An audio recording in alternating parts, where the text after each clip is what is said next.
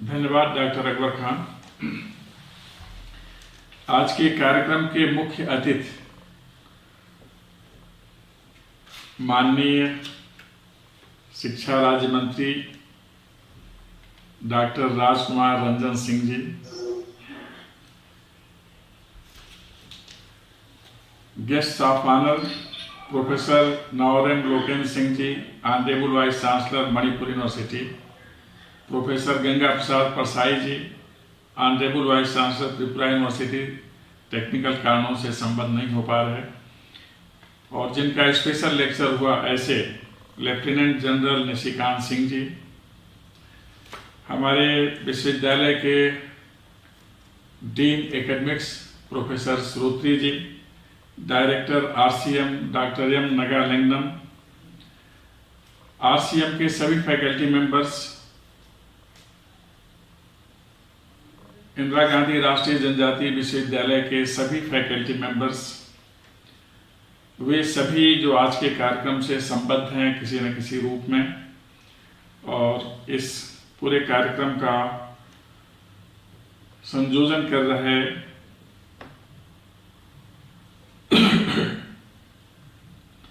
हमारे सहयोगी, जिन्होंने बहुत महत्वपूर्ण काम किया है, डॉक्टर सुखदेव शर्मा जी ने। सर्वप्रथम विश्वविद्यालय की ओर से माननीय मंत्री जी सहित सभी संबद्ध अतिथिगण का बहुत बहुत स्वागत, और आप सभी को इंदिरा गांधी राष्ट्रीय जनजातीय विश्वविद्यालय में आने हेतु आमंत्रण। जहां तक आज के विषय और इससे संबंधित विचार का प्रश्न है, तो अभी मैं माननीय मंत्री जी को सुन रहा था, शिक्षा नीति और उसके दायरे में कैसे हम अपने पुरातन इतिहास को नए संदर्भों में व्याख्यायित कर सकेंगे, इस पर उन्होंने विस्तार पूर्वक कहा। वस्तुतः यह हम सभी के लिए आलोकित करने वाला प्रसंग रहा है। प्रोफेसर लोकेंद्र सिंह जी भी उस क्षेत्र में जो स्वातंत्र आंदोलन में एक ज्योति जली थी आईएनए को लेकर और स्थानीय समूह को लेकर के, दोनों के अंतर संबंध, और विशेषकर कुछ शब्द ऐसे उन्होंने प्रयोग किए, ration, information, logistics, local support, बहुत सुंदर शब्द लगे। इसके माध्यम से मणिपुर के लोगों ने किस तरह से सहयोग किया स्वातंत्र आंदोलन में, वस्तुतः सभी विचारोत्तेजक बातें थीं। लेकिन मैं विशेष साधुवाद करना चाहूँगा लेफ्टिनेंट जनरल निशिकांत सिंह जी को, जिन्होंने आईएनए के इतिहास से लेकर के और मणिपुर तथा उस पूरे पूर्वोत्तर भारत के लोगों के योगदान को विशेष रूप से रेखांकित किया। निश्चित रूप से भारत के स्वातंत्र आंदोलन में जो मूल्य निहित थे, उसमें संपूर्ण भारत की एकता और सामाजिक समरसता पर बहुत ज़्यादा बल दिया गया था। एक ऐसा आंदोलन जिसमें माना गया कि समाज के सभी वर्गों की भूमिका एक समान महत्वपूर्ण है, चाहे महिलाएं हों, पुरुष हों, इस भारत के किसी भी क्षेत्र के किसी भी प्रकार के लोग हों, प्रत्येक समुदाय के लोग बहुत महत्वपूर्ण थे स्वातंत्र आंदोलन में, और इसीलिए यह राष्ट्रीय आंदोलन बन सका था। इसके बारे में माननीय मंत्री जी ने बहुत अच्छी तरीके से बताया। बहुत बधाई आपको, बहुत साधुवाद, बहुत अच्छी बातों के लिए। स्वातंत्र आंदोलन हिंदुस्तान का दुनिया के लिए उदाहरण आंदोलन कहा जाता है, जिसका श्री गणेश वस्तुतः 1857 से हुआ और 1947 तक आते आते 15 अगस्त तक इसने अपने पूर्णता प्राप्त कर ली थी और अंग्रेजों को इस देश से जाना पड़ा था। इसके महानायकों में गांधी जी, नेहरू, सुभाष, भगत सिंह, चंद्रशेखर आजाद, वल्लभ भाई पटेल, अन्य बहुत सारे नाम हैं। लेकिन एक ऐसा नाम भी है सुभाष चंद्र बोस के रूप में, जिसमें भारतीय स्वातंत्र आंदोलन का निर्बंध नायक कहा जाता है। निर्बंध इसलिए कहा जाता है कि अंग्रेज उन्हें निरुद्ध नहीं कर सके। ऐसा कहा जाता था कि अंग्रेजी हुकूमत में कोई भी उनकी दृष्टि से, उनके सैन्य बल से बच नहीं सकता। लेकिन एक ऐसा नायक हुआ हिंदुस्तान में जो उनके द्वारा बंधन में नहीं लाया जा सका, ऐसे थे सुभाष चंद्र बोस, जिन्होंने उनके बारे में आरंभ में ही हम लोग सुन सके। प्रतिभा के भी धनी थे, वक्तृता के भी धनी थे, साहस, शौर्य और पराक्रम के भी धनी थे।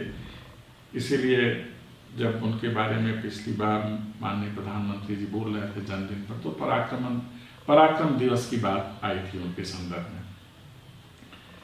वस्तुतः हिंदुस्तान को स्वतंत्र कराने के लिए हर स्तर से अभियान की जरूरत थी।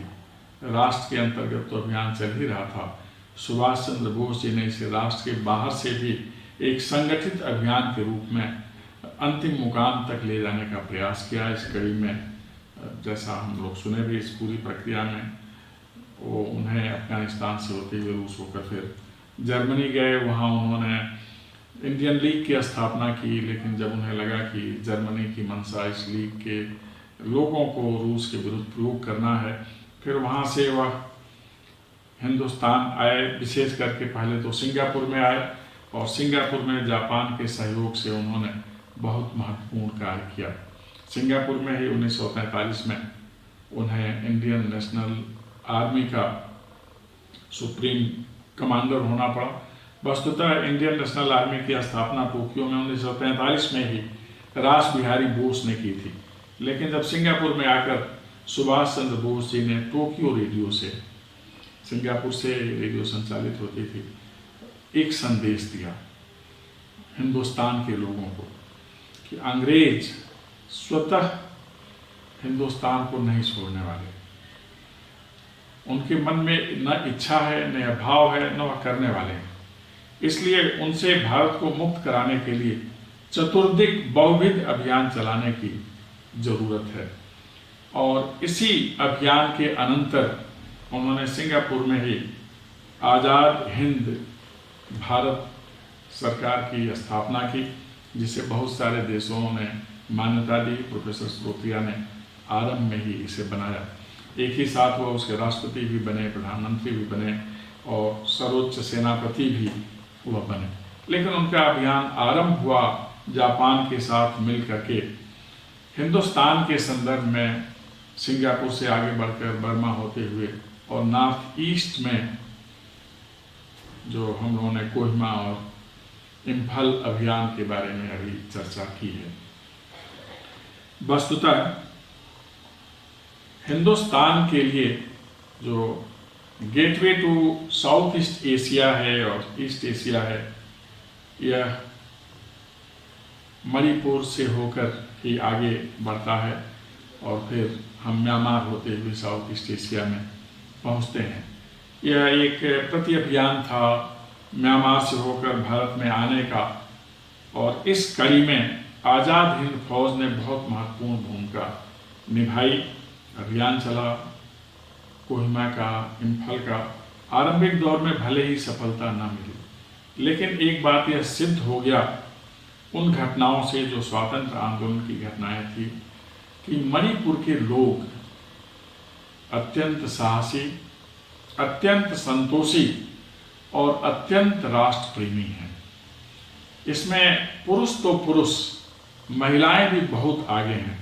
हम सभी एक नुपीलेन महिला युद्ध के बारे में जानते हैं, जहां महिला आंदोलन के चलते वहां की तत्कालीन सत्ता हिल गई और अंग्रेजों को भी लगा कि महिलाएं इतनी तेजस्वी हैं, पुरुष कितने तेजस्वी हैं, इसलिए नॉर्थ ईस्ट को नियंत्रित कर पाना बहुत असंभव है। अंग्रेजों को ऐसा लगा और आने वाले दिनों में दिखा भी। मणिपुर का महत्व इस बात में है कि जो वहाँ मैती, कुकी समुदाय, पूरे समुदाय के लोगों ने जो एक संघर्ष आरंभ किया और आईएनए को, आज़ाद हिंद फौज को जो सहयोग प्रदान किया, वह भारत के लिए एक संदेश बना, प्रेरक संदेश जिसे कहते हैं। एक ऐसा संदेश जिसमें सभी भारतीयों के लिए शिक्षा थी कि अगर ऐसे हिली एरिया में, जहाँ समतल मार्ग नहीं है, पहाड़ी मार्ग हैं, अरण्य क्षेत्र से होकर जाना पड़ता है, बहुत सारी कठिनाइयां हैं, वहाँ के लोग इतने उत्साह के साथ स्वातंत्र आंदोलन में सम्मिलित हो सकते हैं, तब समय आ गया है संपूर्ण भारत के लोगों के लिए कि उतने ही उत्साह से, पहाड़ जैसा उत्साह मणिपुर के लोगों के पास, कि उतने ही उत्साह से शेष भारत के लोग भी स्वातंत्र आंदोलन में लगें। यह जो संकेत था, यह जो संदेश था मणिपुर के लोगों का, वह हिंदुस्तान भर के लोगों के लिए एक आधार संदेश बना, प्रेरक संदेश बना, और सबके अंदर यह भाव क्रिया रूप में बदलने का आरंभ हो गया। कई आंदोलन हुए हमारे यहाँ, नौसेना नवसेना में भी इसका प्रभाव पड़ा, और अंग्रेजों को अंततः 15 अगस्त 1947 को जाना पड़ा। लेकिन इस आंदोलन में कुछ विशेष तत्व थे जिनके ऊपर इतिहास की दृष्टि पड़नी है। आंदोलन के साथ ही जो सभ्यता संस्कृति थी उस क्षेत्र की, उसे अक्षुण्ण रखने का भाव, उस संस्कृति में भारतीयता के, सनातन व्यवस्था के जो धर्म थे, सूत्र थे, उन्हें जोड़े रखने का भाव, और साथ ही साथ संपूर्ण भारत को एक में मिलाए रखने का भाव उस आंदोलन में निहित था। इसीलिए जब आंदोलन के जो सैन्य नायक थे, कर्नल सहगल, कर्नल ढिल्लो, शाहनवाज खां, सुभाष चंद्र बोस जी तो सर्वोपरि थे, इनका जब ट्रायल हुआ लाल किला में, तो कितना विरोध हुआ संपूर्ण भारत में। उस विरोध का स्वर मणिपुर से आरंभ हुआ और पूरे भारत में आया कि लाल किले को तोड़ दो, आजाद हिंद फौज को छोड़ दो। अर्थात आजाद हिंद फौज का महत्व संपूर्ण भारत में स्थापित हुआ उस ट्रायल के बाद, और मणिपुर से उठी हुई चिंगारी के बाद। यह महत्वपूर्ण योगदान है मणिपुर का स्वातंत्र आंदोलन में, और यही योगदान आगे चलकर सुभाष चंद्र बोस जी का जो प्रमुख शब्द था, जो उन्होंने आजाद हिंद फौज के सैनिकों को संबोधित करते हुए, फिर राष्ट्र को संबोधित करते हुए कहा था कि तुम हमें खून दो और हम तुम्हें आजादी देंगे। यह भाव क्रिया रूप में प्रकट हुआ। संपूर्ण भारत में हिंसक दौर नहीं था, लेकिन संपूर्ण ब्रितानी हुकूमत को यह बोध हो गया कि हिंदुस्तान के लोग कुछ भी करने के लिए अब तैयार हो गए।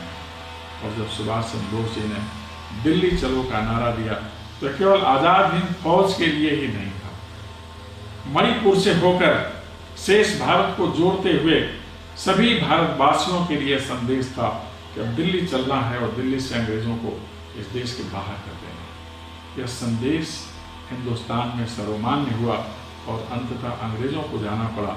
और जो उद्घोष सुभाष चंद्र बोस जी करते थे जय हिंद का, वह संपूर्ण भारत का जय घोष बना, उद्घोष बना, महाघोष बना, और आज भी हम उसका निरंतर प्रयोग करते हैं। यह उद्घोष हम सभी करते रहते हैं। जब स्वातंत्र आंदोलन चलता है इस देश में, क्रमवार जैसा इतिहास बताता है, तो उसमें बहुत सारे मूल्य होते हैं जो हमारी परंपरा के मूल्य हैं, हमारे समाज के मूल्य हैं और हमारी मान्यताओं के मूल्य हैं।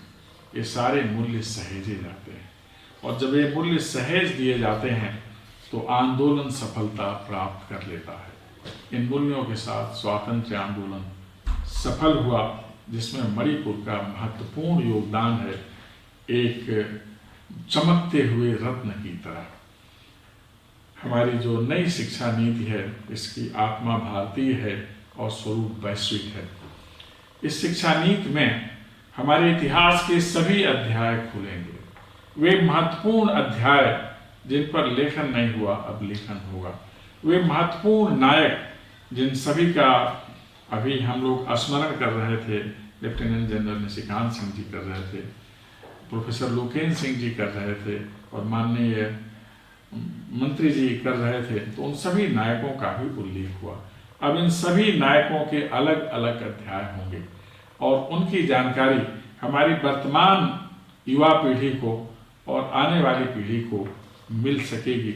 शिक्षा नीति में इन्हीं भावों का समावेश है कि कोई भी महत्वपूर्ण अध्याय अब केवल अंधेरे में न रह जाए, उसे प्रकाश में लाना है। मुझे पूरा विश्वास है कि इस नई शिक्षा नीति का जो ध्येय है कि हम संकल्प से सिद्धि प्राप्त करेंगे, ज्ञान की दुनिया का महानतम राष्ट्र बनेंगे। इन सभी अध्यायों को लाकर जो अभी तक लुप्त हैं और अभी तक अज्ञात हैं, हम निश्चित रूप से ज्ञान की दुनिया का महाशक्ति बनने में सफल होंगे। बहुत महत्वपूर्ण बातों के लिए आप सभी को बहुत बहुत साधुवाद और एक बहुत महत्वपूर्ण आयोजन के लिए हमारे मणिपुर कैंपस को बहुत बधाई भी। पूरे आयोजक टीम को, डायरेक्टर नगालिंगम से लेकर के और शर्मा तक सभी को बहुत बधाई, बहुत साधुवाद। मुझे विश्वास है कि सुखदेव शर्मा और उनके सहयोगी इस प्रकार के कार्यक्रम आगे भी करेंगे। एक बार पुनः आप सभी को बहुत बहुत धन्यवाद। आप सभी के लिए बहुत शुभकामनाएं। नमस्कार।